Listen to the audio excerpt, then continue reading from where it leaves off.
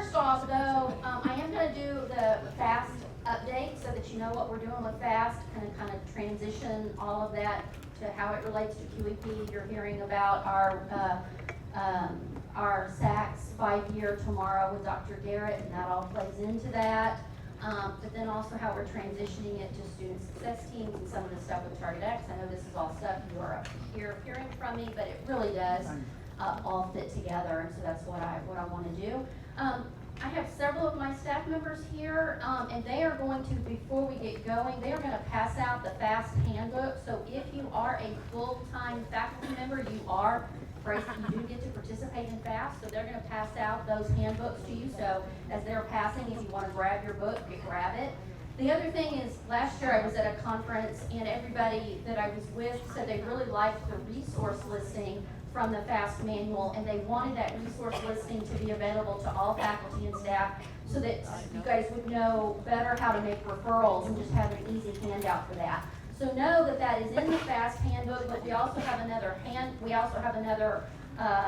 just a listing on the front page. It's going to be internal resources, and it's just a listing of who to call for what issue. But on the back, we've also included external resources that we use here in the community. We've spent a lot of time this summer going out and reaching out to different community resources, making sure that these are quality resources to send students to. So if you don't get the manual, please get that listing from us. It's also listed on the SSP website, though, so that is available. We're also going to be sending it out. But I just wanted, it was something that was requested for faculty to receive that, so we wanted to make sure that that was available. So they're going to be walking around with that. But let me talk about our FAST program. FAST was Faculty Achieving Students Thriving.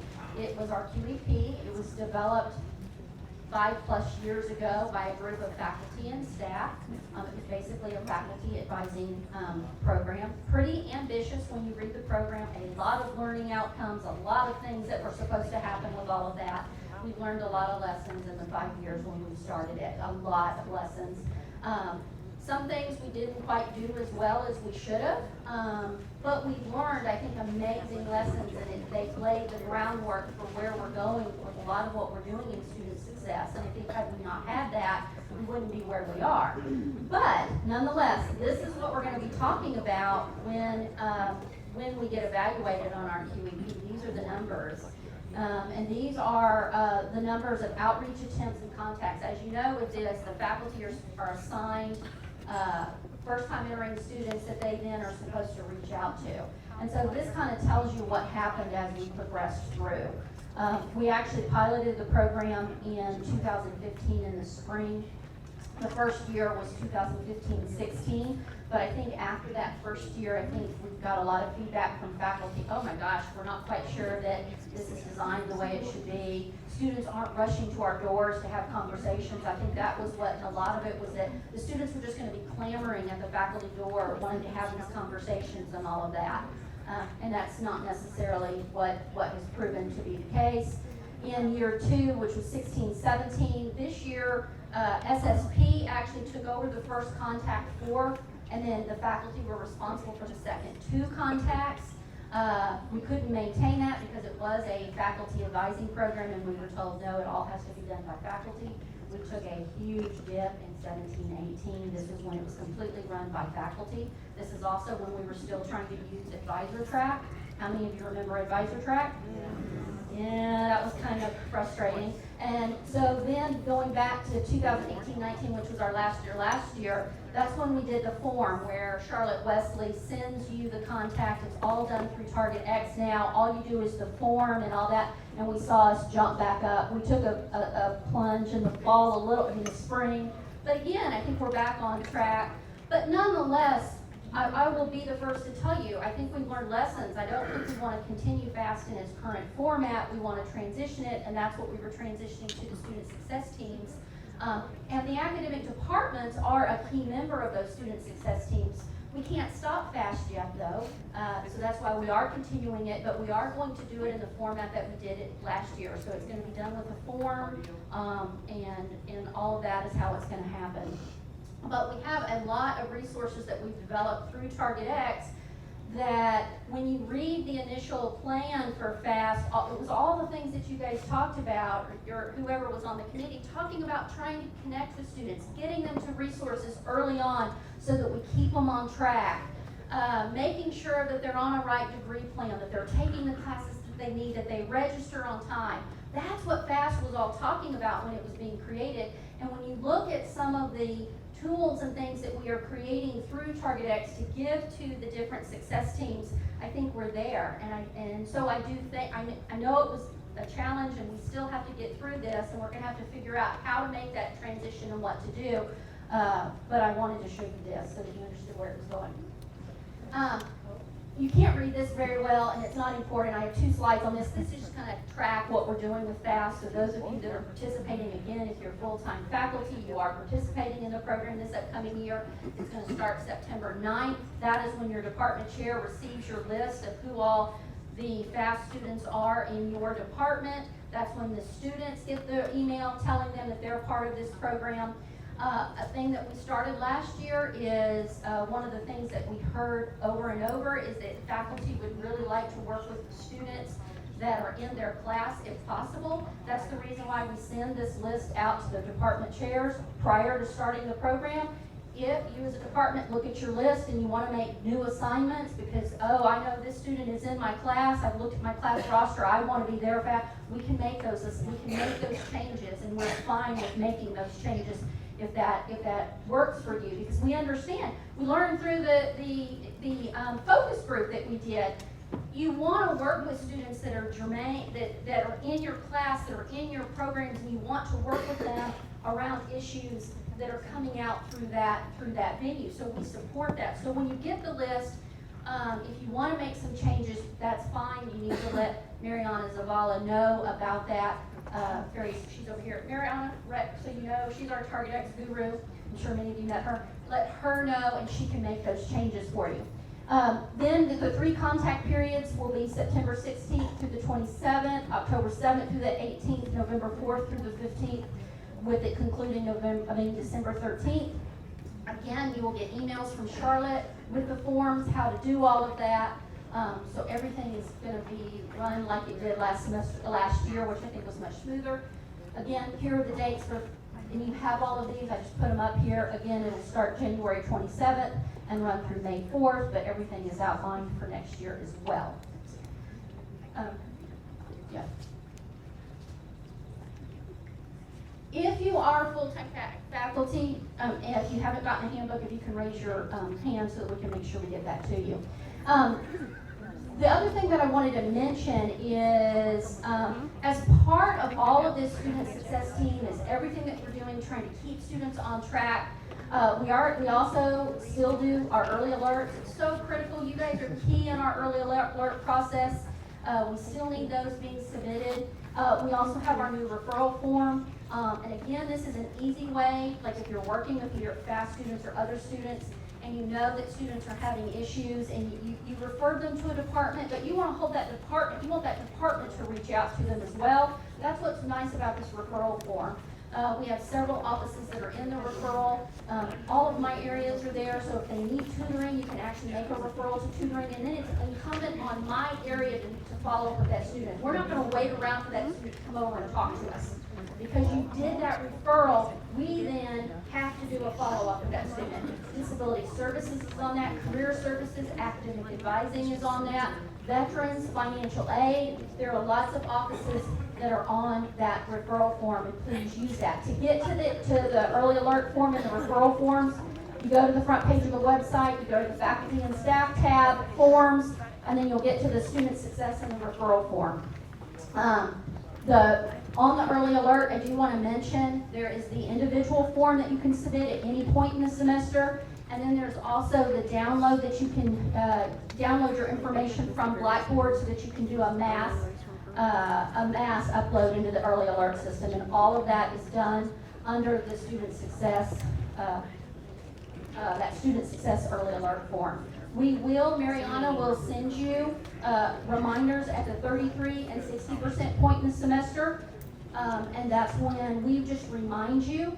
But we all know the earlier that a student gets an early alert, the greater likelihood we can intervene and make a difference.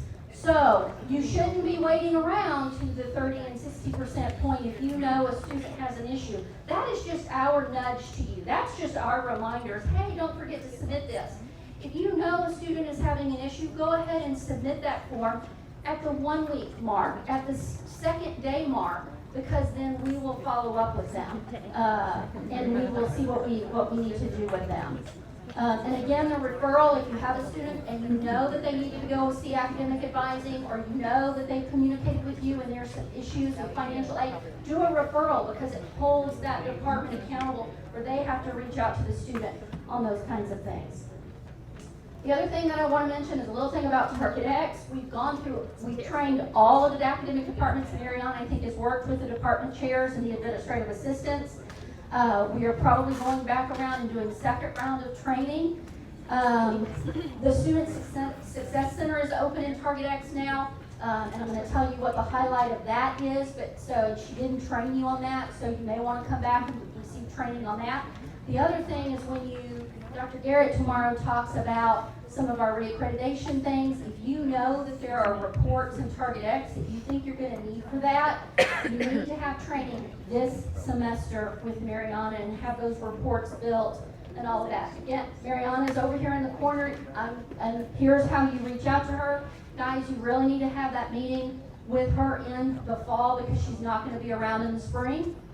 So please schedule with her this fall to do your follow-up meeting about Target X issues, anything that you want to know, and here's her contact information.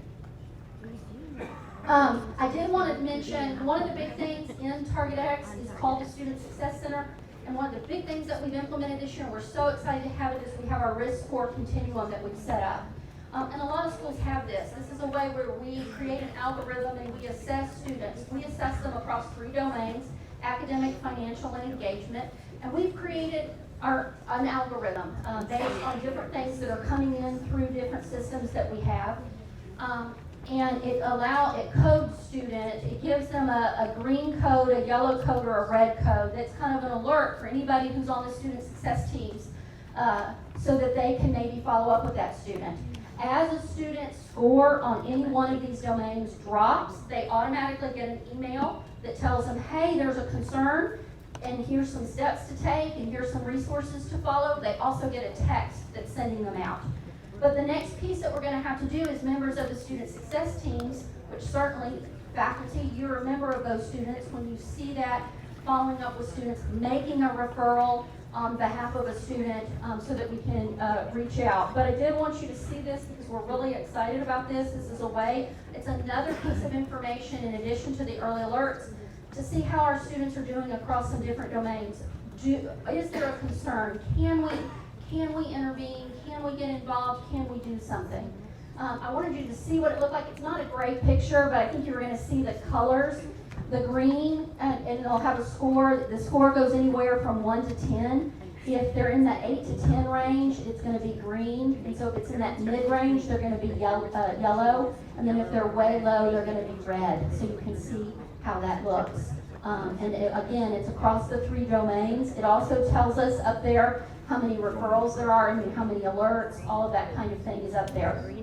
Not everybody has to have access to Target X to get this.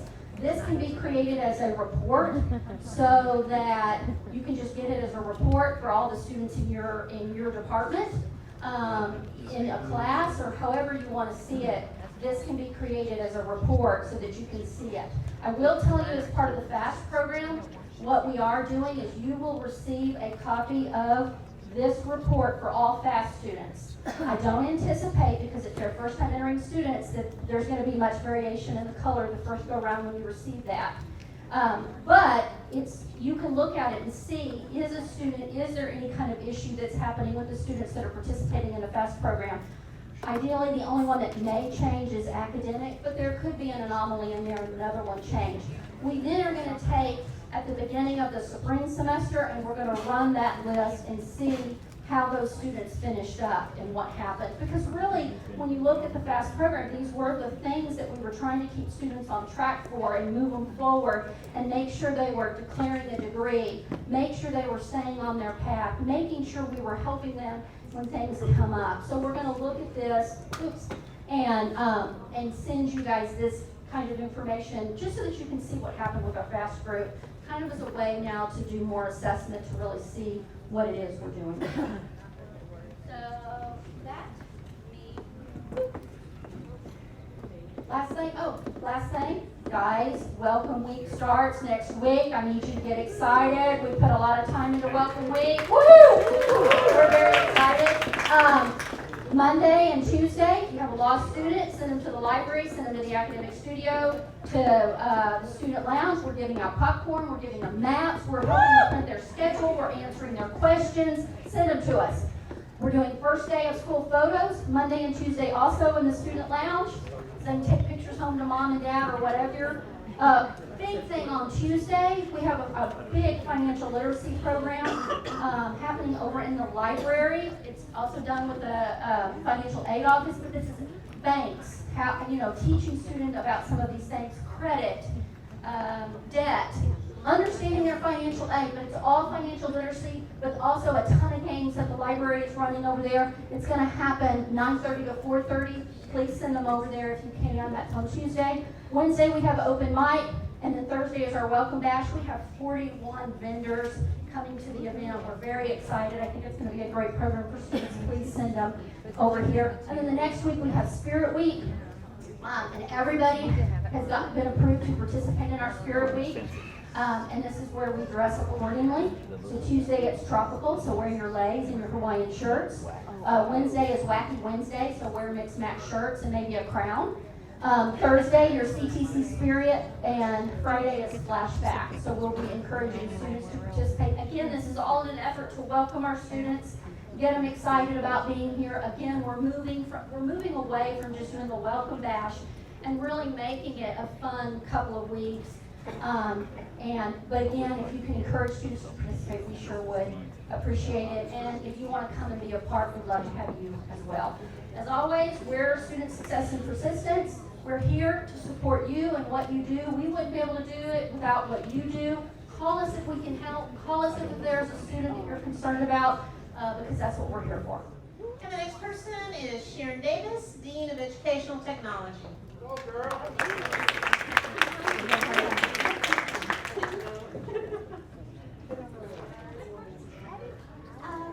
I'll try this first so that I have hands free. Can you see me?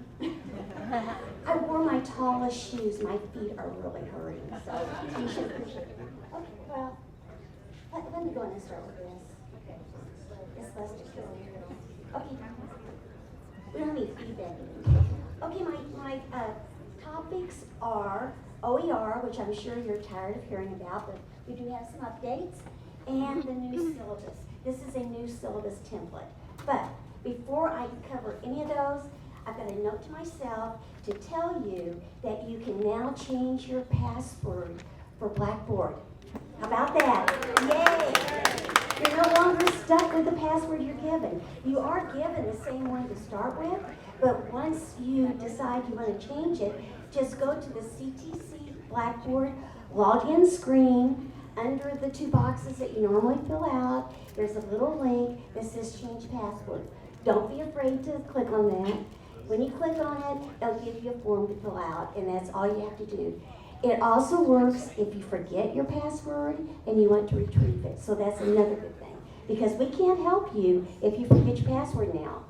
So I think you'll like this. Okay. With respect to the OER update, I went to a conference last week in Austin, and it was about the 60 by 30, but the emphasis was on OERs, which, for those of you who are not familiar with OERs, is not open, it's open educational resources, not online educational resources. And I want to emphasize the open because it has to do with the fact that they are available to anybody. Usually they've got some sort of licensing, often through Creative Commons. These licenses differ a little bit, and if we have time, we'll talk about that. If not, you can always ask us, or I can give you some links for that. If you say online, that it implies that all of the resources are online, and that may be where you get them initially, but students like to have a printed textbook sometimes, and so do faculty. So we try to go with OERs that do have that option with them. Okay, so Texas as a state has embraced OERs. This is evident through a lot of the bills that they've passed recently. One thing that they do is they now have annual grants that you can apply for development and field testing of OERs. Now, my understanding is it has to be full-time faculty to do this, and you not only have to develop the product, but you also have to field test it, and it's either for 3 or 4 terms, I don't remember which. But all of this is at the Texas Higher Education Coordinating Board website. They're going to do another one this next year. But we do have a winner here at CTC for the last one. It's Dr. Oser. She got one for COSC 1301, and it is available at the library website. So if you want to see it, just go to the library website, find the OER link, and it's right there. Something else that the state of Texas is working on is a statewide repository for the OERs, because right now, if schools produce an OER, then they have to have it available to the public, they have to put it someplace. Well, our library has been very good so far about putting the resources at the library website. But eventually, if the state has a repository, I would assume that we would move stuff there as well. Probably keep it at the library, but also move it to the state repository. However, they're having a little trouble getting this bill passed. It's House Bill 3652, and it didn't pass the last time. So I don't know if it's going to happen or not. Something that will affect us now and in the near future is the Senate Bill 810. It clarifies and limits the definition of OERs. The state is defining OERs as only those resources that are available at no cost to the public. Okay, they've got a longer definition that you can read, or I can send to you or whatever.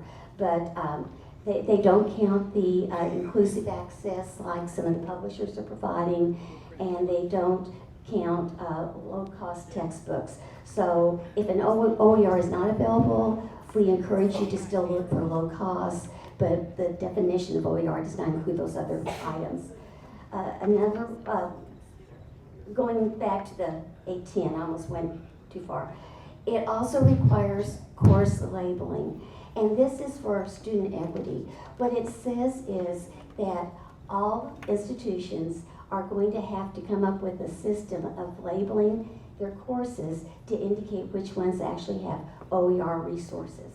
And that's just a part of the labeling, but we're working right now to get that done. It's supposed to be in the course schedule for one thing, but we're also working on getting it on the book list as well, the CTC online book list. House Bill 3650 addresses use of OERs for dual credit, and basically what it says is any public institution that provides dual credit to ISDs has to consider, is the wording at this time, they will consider the use of OERs for their courses. But the speculation at the conference I went to seems to be that the consider will go away and it'll eventually say will. So get ready for that as well. It's not going to happen anytime soon though, I don't think. Okay, there are some schools in Texas who are already offering OER or ZTC degrees. The ZTC means zero textbook cost. They include ACC, El Paso, Alamo, and Odessa. Now, they're only for certain degree plans, and I think that they have concentrated on the general studies right now, because to be honest, that's the easiest. And that's kind of what we're doing right now, too. We're looking at a sufficient selection of core courses to satisfy the requirements for the general studies or the interdisciplinary studies degrees. On the Creative Commons, OpenStax is one that you've heard a lot about. It is not the only resource for OERs. There's other resources for OERs as well. The CTC library can host any adaptations that you might come across. What we're finding is that some of you find a book you like, an OER book you like, but it's missing something. Like, we actually found one for a criminal justice course. Criminal justice, as I've told you before, is one of the hardest disciplines to find OERs for. Another is early childhood. But we found a book, it's criminal law, but the problem is it doesn't cover Texas criminal law. So what I think the Criminal Justice or Protective Services Department is planning on doing is adopting that book, but because of the Creative Commons license it has, you can make changes to it. The only caveat to that is you have to then make your changes available to the public. Well, the CTC library is prepared to do that. So I just wanted to let you know that, you don't have to just go with the book you find. Chances are you can make changes to it, and we can help you determine that. And so if you want to try something but then make some changes, you can delete chapters. You can do whatever you want. So if you decide you want to do that, just let us know and we'll help you with it. I've got the website for Creative Commons. A lot of this information is also at the DISTED website, so you can go there and look under faculty resources. Okay, OpenStax. There's a few complaints about OpenStax. One is that at first it was mainly history, government, science, and math. Well, they are expanding. I think that Les has found a couple of business books that he likes. And another complaint at the beginning was the lack of instructor resources. I know you like your test pools. Well, at first, there weren't any test pools. Well, they're getting better about providing instructor resources now too, and they are password protected. So if you go to OpenStax and you find a book you like, if you can just go to the instructor resources link and you can request access. They verify who you are, but you can request access and see exactly what resources are there. They do vary with the different books, and you may also find that some of the other colleges have come up with ancillaries and things that they put at this site as well, so you can use those. OpenStax presented at this conference, and I was surprised to find that they are interested in educational studies. They participate in them, they help facilitate them, and they accept suggestions for new offerings.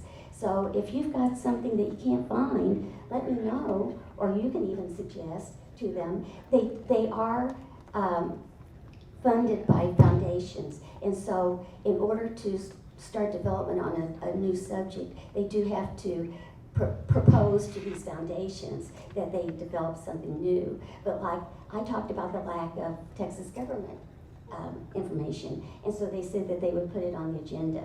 Don't know how long that's going to take, but some of you may have some other ideas for subjects that you would like to see through OpenStax.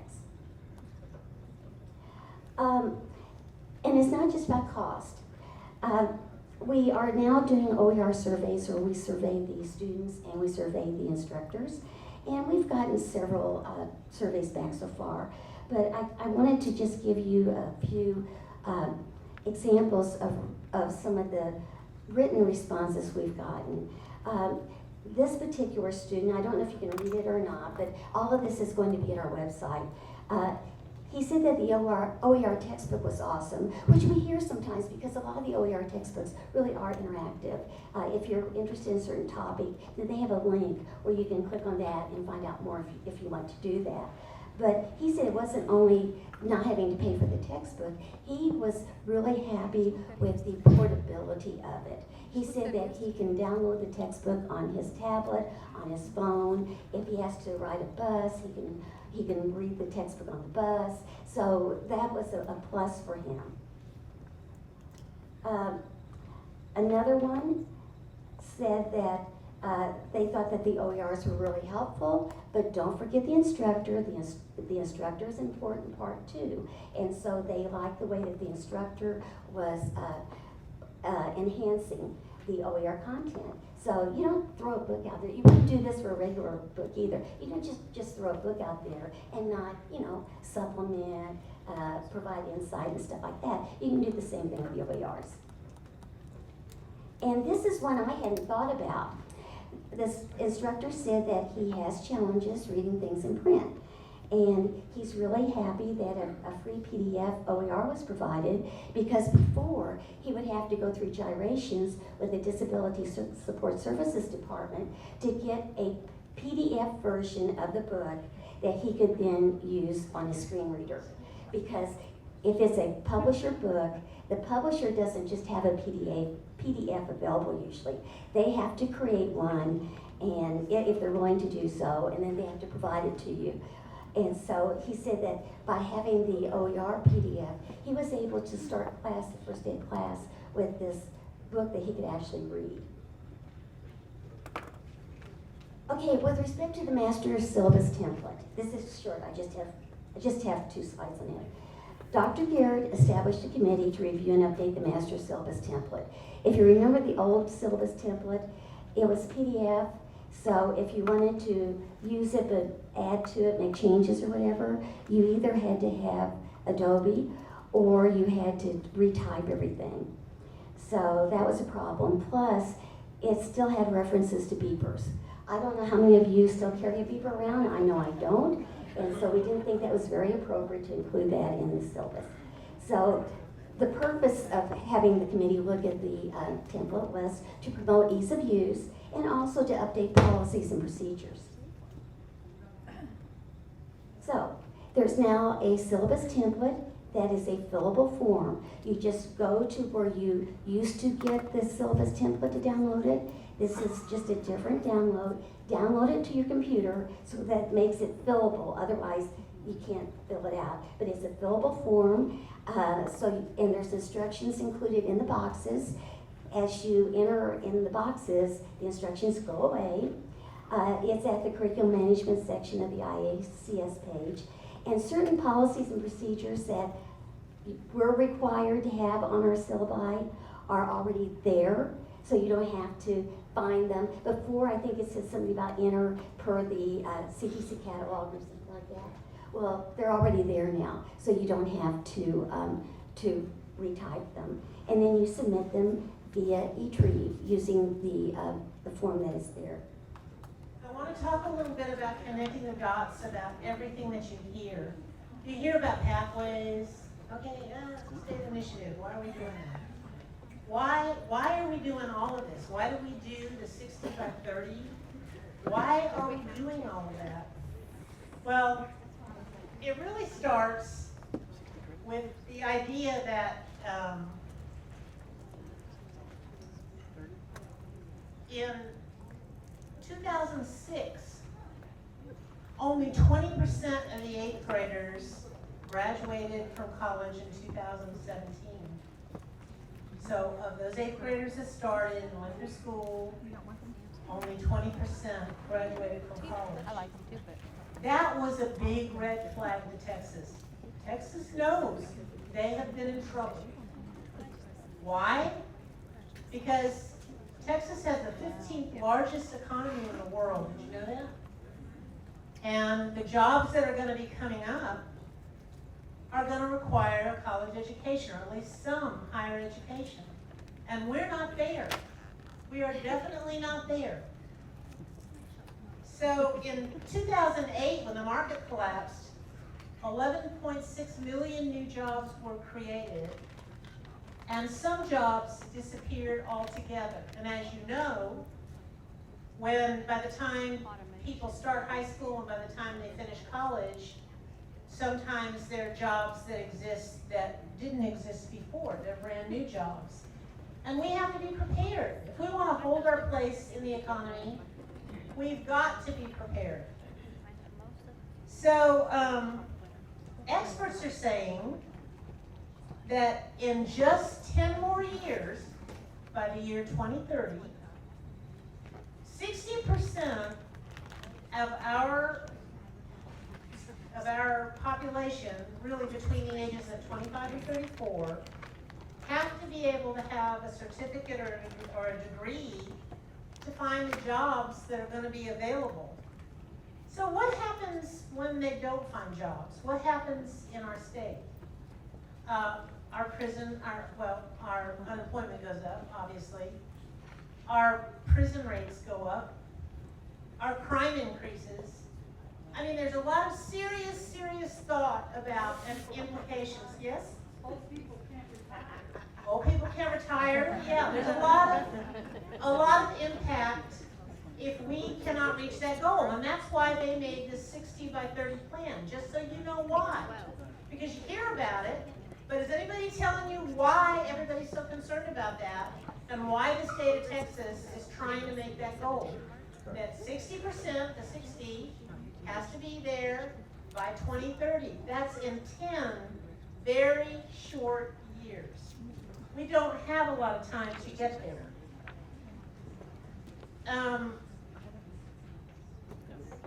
Right now, we're short. We're very short. We have made moderate progress. I think we are at 42%, which is better than they first thought we would do. But we have the rest of that to make up, to be on track. So for Texas, especially to stay in its ranking in the economy, they have to have an educated workforce. An educated workforce leads to innovation, and innovation is what results in economic opportunities. Our state will suffer if we don't get there. And can that be done by a politician? No. It has to be done on all of us being on the same page and working for the same thing. So I think you hear about all these initiatives, you hear about pathways, you hear about, 60-30, the 60-30 plan, but actually it takes all of us. It takes politicians, it takes teachers, it takes everybody being on the same page to make that goal. So the 4 goals of 60-30, just to remind you, by 2030 is, we already talked about the first one, 550,000 Texas students have to complete a certificate, an associate's, a bachelor's, or a master's. That's very ambitious, I think, but we have to get there.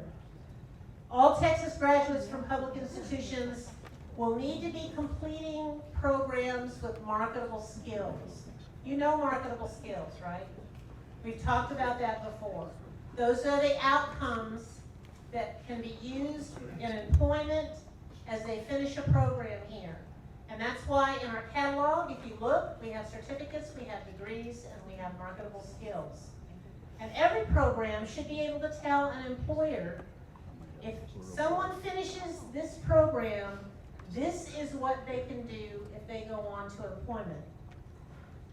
And the big one, undergraduate student loan debt will not exceed 60% of their first year wages. Well, okay, they have to get that job with a college degree or a certificate or some higher ed to be able to get there. But one way is to reduce the debt in so many ways. So everybody's kind of upset about OERs. I get it. I was upset too. It's a lot to do. It's a lot of work. We had a very short timeline. I get that. But that's all part of it. Because what has come out of all of this and where the state is going is what Ellen mentioned. It's about equity. Because we can't have some people being able to go and some people not being able to go. Not as much, not the way it once was, or we're going to end up forming a class system. Even the high schools with dual credit. I think Houston school districts, one school spent $2 million on dual credit for their students. They're not always going to have that kind of money. It's very expensive, but they felt compelled to do that, and they are really one of the entities that is pushing OERs. And as you heard, I think from Sharon Davis today, I don't know if you picked that up, but there's a bill that's been passed. I want to say it's 3680, but I'm not sure if I got the numbers right. 3650. It's what? 3650. 3650. And it recommended that we have OERs in place for dual credit courses. And as Sharon said, we were told, I went to the legislative session with Dr. Carter. We went through 300 bills that were passed that applied to community colleges in one day. Ted Gonzalez and Dr. Carter were in their element. I was like, whoa, overwhelmed. Yeah, because there was just so much. But one of the bills that they emphasized, and a lot of other bills circulated all around OERs. So that's one of the things that we have to really consider. We have to consider how all these pieces tie together to take care of our state of Texas, where we live, where we breathe, right? And I wasn't sure that everybody kind of sees how they tie together. But pathways, the big focus on pathways, as Ellen said, is equity. And it comes out of the 60-30 state strategic plan so that we can be where we need to be in 10 years. The only other thing I wanted to emphasize, I don't think I have it on the slides, but, oh, there we go. That the other initiatives we have on campus also have to do with equity. Remember, we have a food pantry, we want to start a food pantry, we've got it started. Thank you so much if you brought canned goods today. That was part of the foundation's drive. If you forgot today, maybe tomorrow, we'll still be collecting. Mine's in my car, they're too heavy, I gotta help somebody help me. Also, I know that the Chancellor talked to you about Eagle Aid. All of these things that we're doing here are going on every college campus in Texas.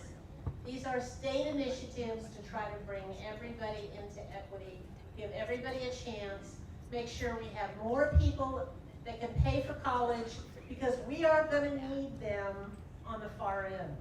We're going to need them to be educated to be able to hold those jobs. So the other thing I wanted to say, and I'm not sure how much Sharon said. I think she went over everything, but she kind of went over everything very fast. So I just kind of want to emphasize, going back to OERs, that I learned a lot when I went to the conference with her. We went to a state conference for 2 days, and I learned about OpenStax. I think I already told this to the chairs, that a lot of people are thinking, okay, OpenStax is a subpar textbook. I don't want it to take the place of my textbook. But actually, OpenStax was never intended to be your complete textbook.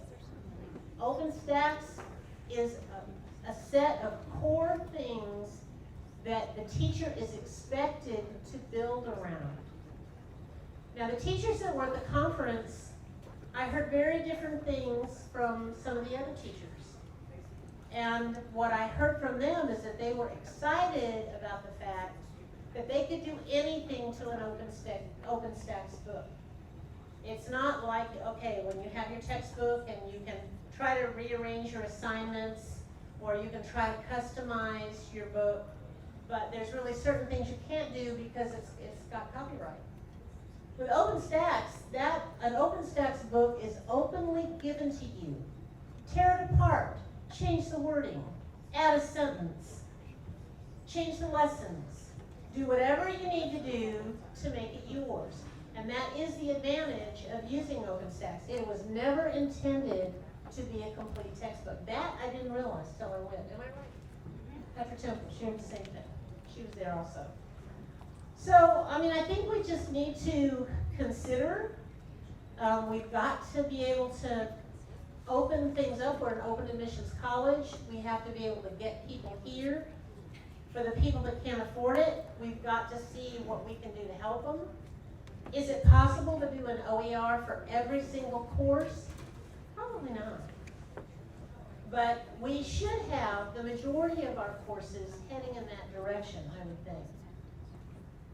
And it's going to be a group effort from everybody. And I mean, when the chancellor first came back and he told us, this is what we're going to do, I was like, what? I had a lot of concerns about that, and especially about the timeline. But you can be sure that he heard about that legislation before it was voted on. He knew that was coming. And so I have to tell you, at this conference, there were a lot of colleges, 4 years and 2 years, and there were a lot of colleges that are way ahead of us. A lot of them have ZT degrees or Z degrees, which means zero textbook cost degrees, where you can do a total pathway without paying for any textbooks. I was surprised that there were so many people far ahead of us. There are others that are far behind. We got a jump start, at least. And so I think we're in good shape heading down that road. But I just want to tell you, if you think they're going to go away, they are not going away. It's tied to the state initiative of getting us where we need to go. And well, you can take that as good news or bad news. I hope you, in understanding the whole big picture, the whole thing that the state is going through, that you will consider that a good thing, because it's going to be helping your state where you live. And you're about to see was one of the youngest magicians to win first place at the World Magic Seminar in Las Vegas. He has appeared on NBC's Today Show performing alongside David Copperfield, and on America's longest running hidden camera show, Candid Camera. He's also the co-creator of Houston's longest running one-man magic show called Magic, Music, and Mayhem, where public performances occur every month inside the beautiful Four Seasons Hotel, Houston. We're thrilled to have him here, ladies and gentlemen. He's also won all kinds of awards and stuff. I mean, he's just very humble. He didn't put in the intro, but he's awesome. Please welcome, direct from Houston, Ben Jackson. All right. Oh yeah, my people, let it down now, people. This is great stuff. Wow. Wow. Well, thank you very much for that warm introduction. As she said, my name is Ben Jackson. I'm 32 years old, native Houstonian. I'm very privileged and honored to be in front of you guys today. Central Texas College, this is fantastic. Fall semester is right around the corner. And my job title is magician. That's right, baby. That's what I'm talking about. Now, I know that may raise some furrowed brows in the crowd. My way that I think about my work is this. My job is to think about impossible things. Things that never were or couldn't be, and make them into theatrical realities that an audience can appreciate. So today, I want you to relax. Sit back. No need to take notes. We're here to have some fun. We're going to talk about passion and purpose in the workplace. I'm going to share with you some research from Harvard Business Review. We're going to share some historical anecdotes, a bit about my story, and yes, you will see magic. You will see magic, because as you saw the sign on the outside the door, the magic happens here. Now, I didn't always do magic, truth be told. Actually, I got my start as a small business owner, ran an operation out of my house. That's not true, actually. It was at the end of my driveway. Did it only in the summertime, right about now. I was 6. Any ideas as to what I did? Lemonade.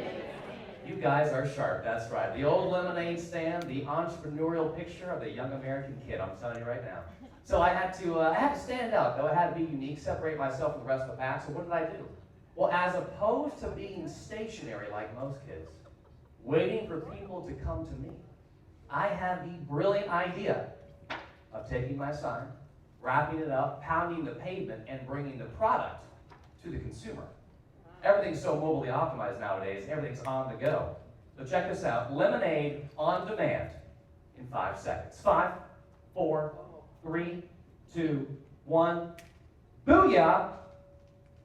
Right there. Please calm down, all of you, calm down. Very good. Oh, that's our Miss Souvenir. Thanks for coming out, very nice catch, very good. Actually, I'm so sorry, team, I forgot to use the magic wand. Lost my head. The magic wand, of course, right over here. Mixing spoon, that's right. All you do is you cast a shadow of mystery as though it makes a difference. Here we go, team. 3, 2, 1. Lemonade right there. Come on, people, let it out. That's crazy stuff. Whoa! Oh, yeah! Woo! It's a party. It's a party. This man just woke up. He's excited. He's very excited. Team, Team, we're going to have some fun today, and I'll tell you this, before we go any further, I have to bring something to your attention. Very important, in fact, so important. For the end of this program, in my possession, I have an envelope of mystery. Give me an ooh. Ooh. Give me an ah. Ah. Inside this envelope is another envelope, that's right. And team, inside this envelope is something for the very, very end of the program. We shall not tamper with it. Sorry. Bring it. Team, I used to sell that lemonade back in the day for a whopping $1, and that is all I'm asking for this afternoon. So if you're a guy and you have a bill on you, it could be a 1, 5, 10, 20, but the bigger the bill, the more exciting. Okay, so I'll tell you this. You know, there's going to be a high level of audience engagement this afternoon. I'm not just an actor up here reciting lines. Without you, there is no magic. So I know it's early in our relationship to be asking for money, but look, I need a man with a bill who can join me on stage. Right. Sir, that went up fast. What kind of bill do you have there? I got a 20. He's got a 20. Anybody beat a 20. Anybody beat a 20. He's in, man. Now I'm looking for a man with a bill. I'm looking for a man, ladies, for your benefit. You're not on stage with me. I need a guy. 20 going once. 20 going twice. Sold. Sir, join me on stage here. This guy, come on, sir. Come on up here, sir. This is exciting stuff. This is exciting stuff. Oh my goodness. Sir, your name is? Chad. That's correct. Fantastic. Chad, very good. Chad, this next feat of illusion is something I like to call the donation. Thank you, sir. Now, here's the only problem with that $20 bill. They all look the same from the U.S. Mint. They have Jackson on the face. They have a serial number. But Chad, to make it truly unique this afternoon, here's what I propose. I'm going to give you this marker. Chad, in a moment, you're going to sign the back of that bill in big block capital letters. But don't write your name. Write the name you wish you had. We're going to find out who Chad is on the inside. Okay? This should be exciting. This should be exciting. Okay? Do I have to use letters? I want you to use letters. Make it fun, make it sassy, like Beyonce or Big Daddy, something cool, whatever describes you. Down in there. Okay? The Wiz, I don't know. Something hidden, all right? Not very. Okay, so guys, you know him and love him as Chad. But now introducing, it still says Chad right there. It's Chad. Wow. Wow. You are, you're wild, man. Okay. You're crazy. Okay. With an exclamation point. I'm sorry. There's an exclamation point at the end to make it really sassy. I'm very good. Okay, sir. Step into my office. Brother, you take the bill for me, please. Fold that bill in half. Phenomenal job. Yes. Very good. Very good. Do it again, please. Beautiful. Beautiful. Perfect. Do it again. Yes. So much yes. Very good. No one's ever done it better. Fantastic. One more time. Just like we practiced. Very good. Very good. Okay. Team, a piece of napkin goes into the fist. And Chad, I'll tell you right now, there is some danger in this routine. But I tell you now because it's too late. It's too late. Okay, take one step towards the corner of the stage. Watch the bill. Watch the napkin. Oh boy. Watch everything. Sir, I know what you're thinking. He's looking at me right now. He's thinking, wow. How can he be so good looking? No, he's thinking, what about my bill? Sir, how blown away would you be if that signed $20 bill with Chad on it, which just blew up into a cloud of flame, somehow traveled through time and space and landed back on your person? That'd be good, right? Don't move, watch this.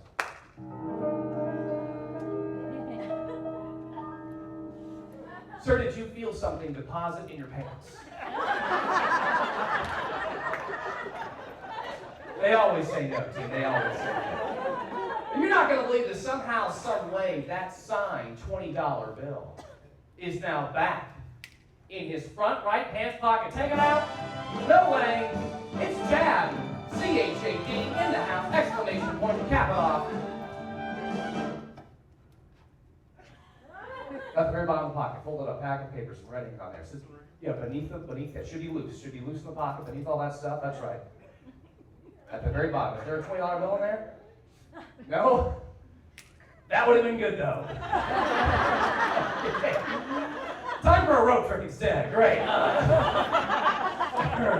Examine that rope for me, would you please? Make sure it's a solid piece of rope, no trap doors, no secret passageways. Do you have another 20? No.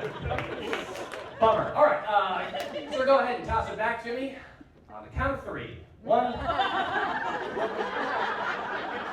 Good job, team. Fantastic. Here we go. Love that level of engagement this afternoon. Okay, we're also going to use one of these 24-karat solid gold ring, chrome plated. So the gold is not tarnished. Very good. So examine the ring here for me. Make sure it's a solid band of steel, like you might find at Fort Worth stockyards, like a harness ring. Sir, rope solid, yes. Ring solid, yes. Okay, team, I know I'm in a room full of educators, so I'm going to pose the question to you. Make sure you have your thinking caps on. Here's the question I pose to the group. If I come at the top like this and I tie a knot through the rope, the question is, how do you remove the ring off the rope without untying the knot? Bit of a logic puzzle. Any ideas? Fire. Magic. Fire? It does seem impossible to give it a twist like this. Hold on to the ring there for me, sir. Hands of the surgeon. Melts. Right on. Keep your seats, please. Keep your seats. I know it's a lot to take in, physically, emotionally. We'll do it again. In fact, you can reverse the actions. You take the ring, you take the rope, I find the spot, pass the knot, and I toss. Right back on.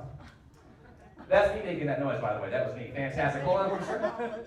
Did anybody, any other ways to remove the ring off the rope? Scissors? Yes. Yes, that is the most efficient, direct line of thinking. That's why I come prepared. Scissors. Scissors. Finger scissors. 1, 2. Now I know what you're thinking. He's thinking, well, that's pretty cool, but what about my $10?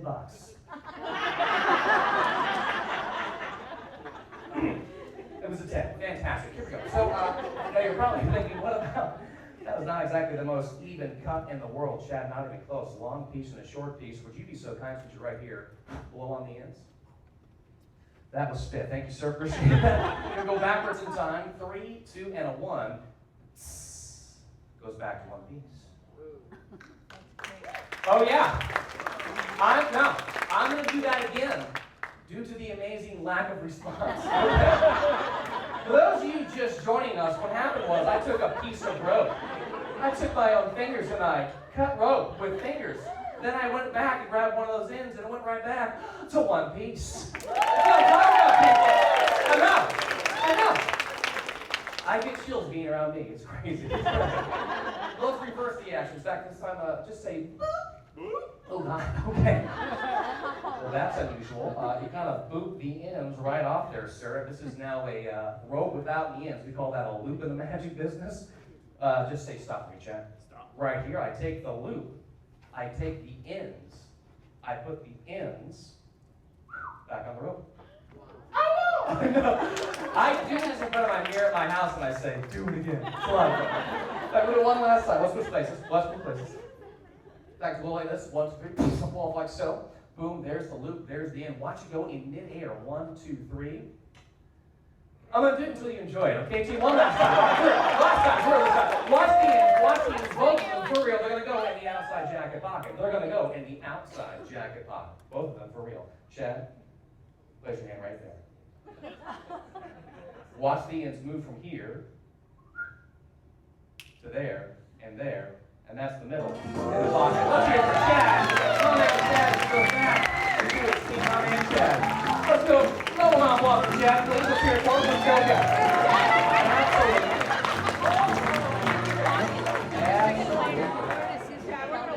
Absolutely. Yes. No, I know what you're thinking. Right now, you're looking at me, you're thinking, wow, why do we have a magician here to talk to us about passion and purpose? And why, more importantly, why, or what happened to that man's $5 bill? Well, I'll give you the very short answer. I've had the very good fortune of pursuing a career doing what I love. And with the time that I have left, I want to share with you the key insights and observations that I have learned from performing magic for 17 years. And how shifting the pursuit of my craft from